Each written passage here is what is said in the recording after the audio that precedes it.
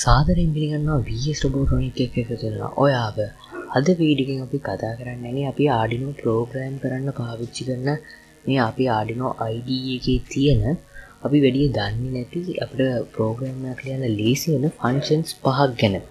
ඉතින් මම හිතනවා මේ ෆන්ක්ෂන්ස් පහ ඔයාලට ගොඩක් වැදගත් වෙයි කියලා ඔයාලා මොකක් හරි ප්‍රෝග්‍රෑම් එකක් ලියද්දි සහ කියවනකොට. ඉතින් අපි බලමු මොනවාද මේ ෆන්ක්ෂන්ස් පහ කියලා.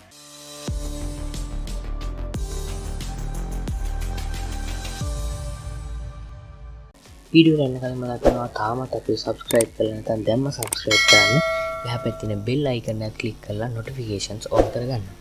අපි දැන් බලමු අපේ පළවෙනි ෆන්ක්ෂන් එක මොකක්ද කියලා. ඉතින් ඔයාලා සමහරක් වෙලාවට දැකලා ඇති මේ Arduino IDE එකේ වම් පැත්තේ numbers ටික display වෙලා තියෙනවා. අපි බලමු කොහොමද මේ numbers ටික display කරගන්නේ කියලා. ඒකට ඔයාලට පුළුවන් මෙතන උඩම තියෙන file කියලා එකක්. මේ ෆයිල් වලට යන්න ඊට පස්සේ මෙතන ඔයාලට පේනවා ඉතින් ෆයිල් වල preferences කියලා එකක් තියෙනවා. මෙන්න මෙතනට ගියාට පස්සේ මෙතන settings කියන tab එකේ ඉඳි ඔයාලට මෙන්න මේ වගේ පේනවා. මේකේ ගොඩක් අපිට හදන්න දේවල් තියෙනවා. මේ file saving on locations මේ ගොඩක් දේවල් තියෙනවා. ඉතින් මෙතන ඔයාලට පේනවා display line numbers කියලා එකක් තියෙනවා. ඉතින් මෙන්න මේ tick එක මෙතන on කරගෙන okay දෙන්න.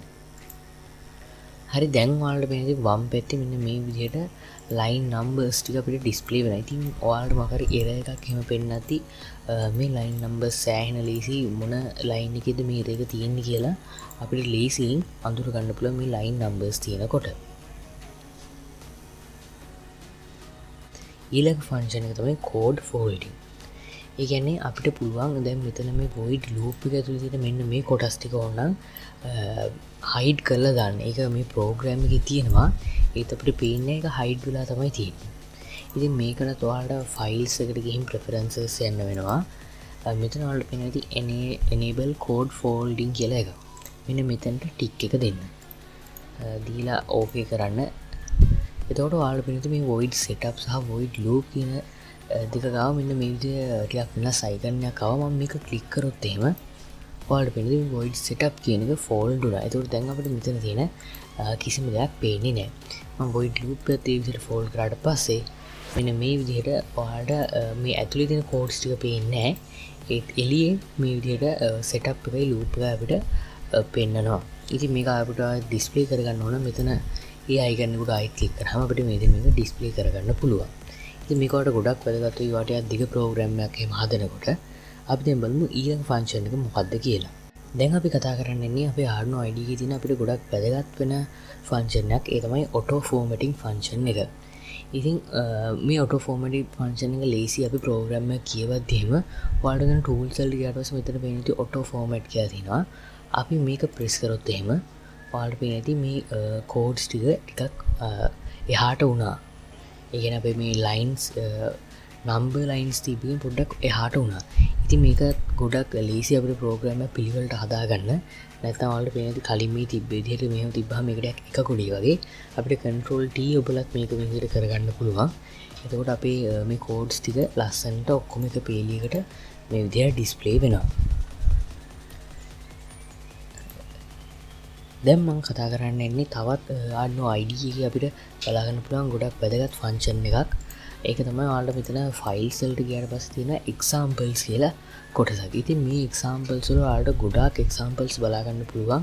ඔයාලට මොකක් හරි program එකක් තේරෙන්නේ නැත්නම් මේ examples වලට ගිහිල්ලා මේවා open කරලා බලන්න පුළුවන්. මම උදාහරණයක් විදිහට දැන් examples වලට ගිහින් මෙතන basic එකකින් blink කියන එක ගත්තොත් එතකොට ඔයාලට පේනවා අපිට මෙන්න අලුත්ම window එකක් open වුණා. මේකේ තියෙන අපේ LED එකක් blink කරන්න අවශ්‍ය වෙන program එක. ඉතින් මේවා නම් ගොඩක් පොඩි ප්‍රෝග්‍රෑම්. ඉතින් මේවා ඔයාලා දන්නවා ඇති ගොඩක් අය.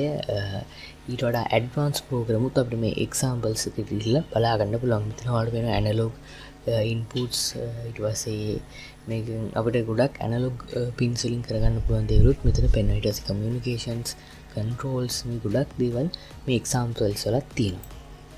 ඊළඟ එක තමයි අපිට මේ Arduino IDE එකට මොකක් හරි ෆයිල් එකක් ඇඩ් කරගන්න පුළුවන්. ඉතින් මේකත් ගොඩක් අපිට වැදගත් වෙනවා. ඒකට ඔයාලට කරන් තියෙන්නේ මෙතන sketch කියන එකට යන්න. ඊට පස්සේ මෙතන තියෙනවා add file කියලා එකක්. මෙන්න මේක උඩ ක්ලික් කරන්න. ඊට පස්සේ මෙතන අපි ෆයිල්ස් ටික පෙන්නනවා. මෙතන අපිට කැමති ෆයිල් එක තෝරලා දෙන්න පුළුවන්. මම දැන් මෙන්න මේ ෆයිල් එක තෝරනවා. එතකොට ඔයාලට පේනවා ඉතින් මේ number 2 කියන මගේ අලුත් ෆයිල් එක ඕපන් වුණා. ඉතින් මෙතන උඩ ඔයාලට tabs පේනවා. ඉතින් මේකෙන් අපිට මේ දෙක අතරේ මාරු වෙන්න පුළුවන්. ඉතින් ওই විදිහට අපිට Arduino IDE එකට තවත් ෆයිල් එකක් ඇඩ් කරගන්න පුළුවන්.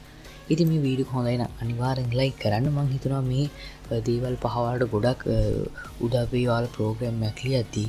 channel එක subscribe කරලා නැත්නම් දැම්ම subscribe කරන්න.